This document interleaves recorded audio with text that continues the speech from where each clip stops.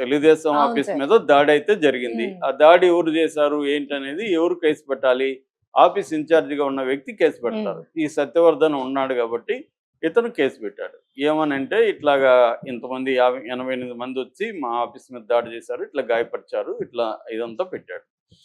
So, Vamsi ఏం చేశాడంటే ఈ సత్యవర్ధన్‌ని కిడ్నాప్ చేసి హైదరాబాద్ నుంచి కిడ్నాప్ చేసి వైజాగ్ తీసుకెళ్ళి అక్కడ కొద్ది రోజులు బెదిరించి భయపెట్టి అతన్ని దగ్గర ఒక వీడియో కూడా షూట్ చేసి నేను ఇదంతా అసలు ఏమీ జరగలేదు, నేను అసలు ఆ రోజు ఆఫీస్లో కూడా లేను, నా దగ్గర పోలీసులు బలవంతంగా సాక్ష్య సంతకం అని చెప్పి తీసుకున్నారు, సో ఇదంతా ఫాల్స్, నేను ఈ కేసుకి నాకు సంబంధం లేదు అని అతను వీడియో రికార్డ్ చేయించారు. దాని తర్వాత కోర్టుకు తీసుకెళ్ళాడు. జస్టిస్ హిమబిందు ఎదురుగా కోర్టులో ప్రవేశపెట్టారు. అక్కడ కూడా అతను చెప్పాడు జడ్జి ముందు కూడా, నాకు ఈ కేసుకు సంబంధం లేదు మేడం అని చెప్పారు. అది మంగళవారానికి పోస్ట్పోన్ అయింది. ఆ అఫిడవిట్ ఈ వీడియో కూడా సిడి రూపంలో సబ్మిట్ చేశారు. ఇది తెలుగుదేశం చెప్తున్న వెర్షన్. ఎప్పుడైతే ఇది జరిగిందో తెలుగుదేశం అలర్ట్ అయింది. ఇది కానీ ఇప్పుడు ఓకే అయిపోతే ఈ కేసే కొట్టేస్తారు. కాబట్టి తెలుగుదేశం ఏం చేసిందంటే అక్కడున్న రాజశేఖర్ బాబు అని CP, commissioner of police Vijayawada, అతనికి అప్పగించింది. అతను ఏం చేశాడంటే ఈ సత్యవర్ధన్ వాళ్ళ బ్రదర్ కిరణ్ అని ఒక అతను పట్టుకొని పటాన్చెరులో కంప్లైంట్ ఇప్పించాడు.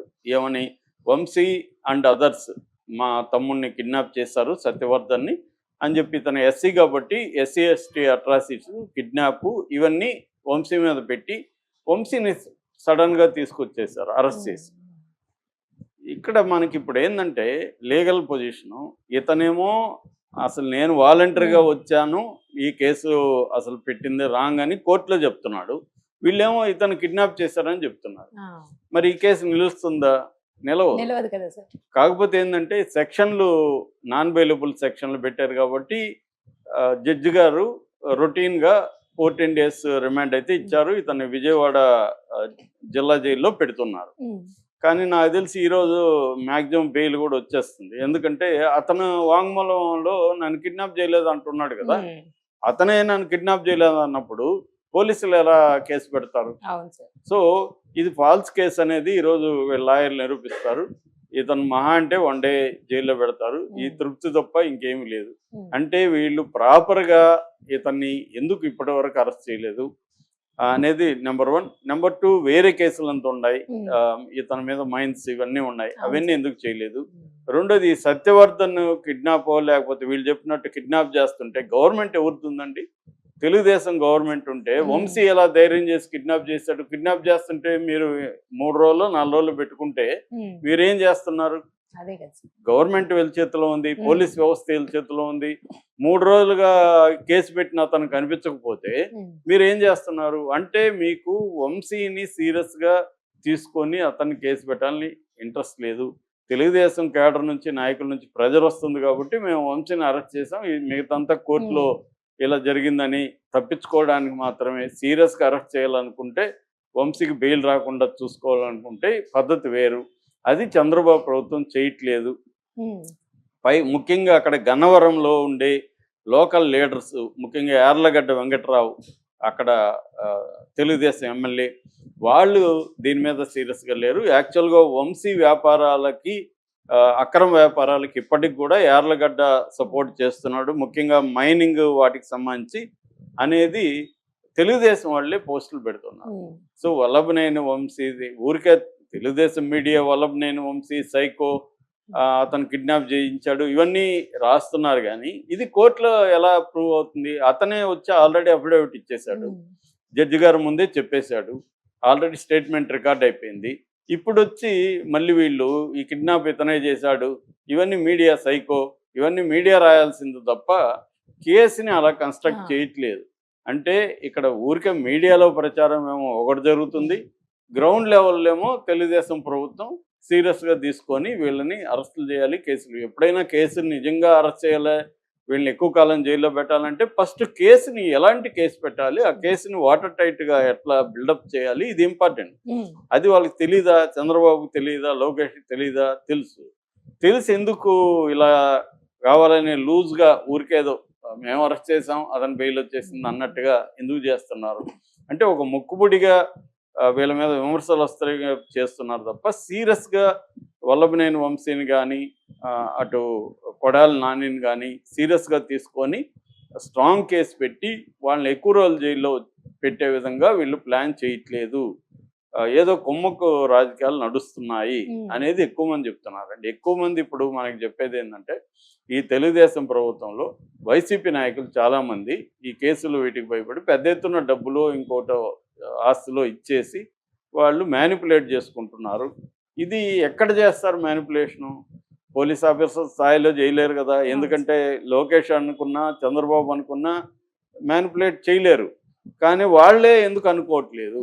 సో ఎక్కడ మ్యానిపులేషన్ జరుగుతుంది? పై స్థాయిలోనే మ్యానిపులేషన్ జరుగుతుంది అనేది ఇవాళ అందరూ కూడా మాట్లాడుకుంటున్న పరిస్థితి అయితే ఉందన్నమాట. అందుకనే వల్లభనేని వంశీని తెలుగుదేశం క్యాడర్కి కోపానికి ఇంకొక కారణం కూడా ఉంది. ఇద్దరు కూడా కమ్మ సామాజిక వర్గం వాళ్ళు. అంటే కమ్మ వాళ్ళుగా ఉండే వీళ్ళు మనకి యాంటీగా రెడ్డితో చేరి ఇలా చేస్తున్నారు అన్న, అంటే బయటోడి కంటే కూడా తన లోపల ఒకడు వ్యతిరేకంగా ఉంటే మోర్ యాంగర్ ఉంటుంది, ఎవరికైనా కోపం ఉంటుంది. అంటే మనతో ఉండి మనవాళ్ళు కదా మనతో కదా ఉండాలి, అతను వాళ్ళతో ఎందుకు ఉండాలి. ముఖ్యంగా అక్కడ కుల అభిమానం కావచ్చు, దురభిమానం కావచ్చు చాలా ఎక్కువ ఉంటుంది ఆంధ్రప్రదేశ్లో. కులం అనే ఫ్యాక్టర్ చాలా ప్రెడామినెంట్గా ఉంటుంది అనమాట. అసలు కులం ఫ్యాక్టర్ లేని పరిస్థితి లేదు అక్కడ. సో ఇంటర్ కాస్ట్ జరిగినా కూడా మళ్ళీ అక్కడ కులం ఫ్యాక్టరీ కనబడుతూ ఉంటుంది. సో ఈ నేపథ్యంలో కొడాలి నాని మీద చాలా కసి. రెండవ కారణం, కొడాలి నానిది షార్ప్ టంగ్, వల్లభనేని వంశీది షార్ప్ కాదు, కానీ అతను బేసిక్గా భువనేశ్వర్ గారి మీద మాట్లాడింది మేజర్ ఇది. అదర్వైజ్ వల్లభనేని వంశీ ఇంత షార్ప్ కాదు, కొడాలి నానిది అట్లా కాదు షార్పు. అంటే ఒక కత్తితో ఆ మాటలు నాలుక కత్తిలాగా ఉపయోగిస్తాడు అతను. చాలా హర్టింగ్గా ఉంటుంది వినే వాళ్ళకి, యువతల వాళ్ళకి బాగానే ఉంటుంది. మనోడు చూడు ఆడుకుంటున్నాడు, అసలు కొడాలి నాని మామూలుగా ఆడుకోలేదు కదా. బాలకృష్ణని కావచ్చు, తర్వాత పవన్ కళ్యాణ్ కావచ్చు, లోకేష్ని కావచ్చు, చంద్రబాబుని కావచ్చు, ఇటు ఎవరినైనా అతను చాలా దారుణంగా మాట్లాడతాడు. వాడు వీడని చంద్రబాబుని కూడా అట్లాగే తెలుగుదేశంలో కూడా జగన్ని సైకో అని వాడు వీడని మాట్లాడే వాళ్ళు ఉన్నారు. ఇప్పుడు సాక్షాత్తు స్పీకర్ కూడా అట్లాంటి భాష మాట్లాడేవాడే. బూతులు, భయంకరమైన బూతులు మాట్లాడిన వాళ్ళని స్పీకర్ని చేశారు. ఈ రెండు వైపులా ఈ బ్యాచ్లు ఉన్నారు. ఇటు మన జనసేనలో కూడా సాక్షాత్తు నాగబాబు అలాగే మాట్లాడతాడు. నిన్న పృథ్వీ, తర్వాత జబర్దస్త్ బ్యాచ్, వీళ్ళందరూ జనసేనకు కూడా ఇలాగే ఉన్నారు. అతను ఎవరు, ఆర్పీనా, చేపల ఆర్పీ అయితే దారుణంగా మాట్లాడాడు మన రోజాని వీళ్ళందరినీ. అతను వీళ్ళ వైసీపీ తెలుగుదేశం వైపే ఉంటాడు.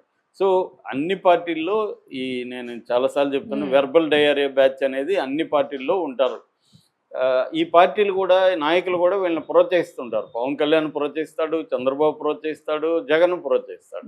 ఎందుకంటే ఈ అవతల వాళ్ళని తిట్టాలంటే ముళ్ళును ముళ్ళుతున్న తీయాలన్నట్టు మన వాళ్ళు కూడా అలాగే మాట్లాడాలి. సబ్జెక్టు మాట్లాడే వాళ్ళకి కంటే కూడా ఇలాగ మాట్లాడే వాళ్ళకే ప్రామినెన్స్ ఉంటుంది. ఛానళ్ళు కూడా వాళ్ళనే పిలుస్తారు. ఎందుకంటే ఛానళ్ళల్లో సబ్జెక్ట్ కంటే కూడా గొడవలు కావాలి. గొడవలు వచ్చి లౌడ్గా ఉంటే వ్యూస్ ఎక్కువ వస్తాయి. జనాలకు కూడా మామూలుగా ఒకరు వచ్చి సబ్జెక్ట్ వివరిస్తే బోరింగ్గా ఉంటుంది వాళ్ళకి ఏంటంటే గొడవలు వేసుకొని గందరగోళం చేసి డ్రామా చేసి అరిసి ఇవన్నీ చేసి వాళ్ళకి కూడా ఉంటుంది. అంటే everybody needs a drama. So good or bad. So దీనివల్ల ఏమైపోయిందంటే ఇలాంటి వాళ్ళు బాగా పెరిగారు. నిజానికి ఇది విజువల్ మీడియా వచ్చినాకే ఇలాంటి వాళ్ళు పెరిగారు. అంతకుముందు అంత తక్కువ ఉండేది. ఎల్లో మీడియానే అప్పుడు కూడా అనేవాళ్ళు. అంటే ఇవి ఈ ఎల్లో మీడియా కాదు, ఇప్పుడు ఎల్లో మీడియా ఏమో తెలుగుదేశానికి సపోర్ట్. అప్పుడు ఎల్లో మీడియా అంటే పెంగల్ దస్తరాం పత్రిక,